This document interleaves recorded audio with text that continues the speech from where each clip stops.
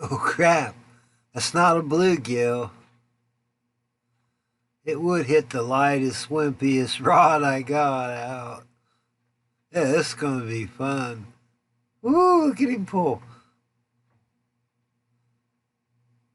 This is like the lightest, wimpiest rod that I got. It's a feather light, and it's got probably 8 pound test on it. I nicknamed it Mr. Wobbly. Oh yeah, nice little catfish.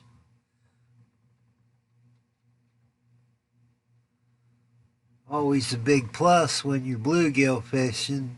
Catch something really big.